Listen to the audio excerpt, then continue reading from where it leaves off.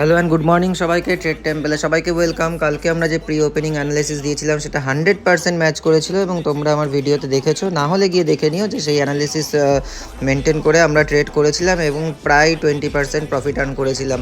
So আজকের pre opening আপডেটে তোমরা দেখতে পাচ্ছ আজকে 29 আগস্ট নিফটির এক্সপায়ারি।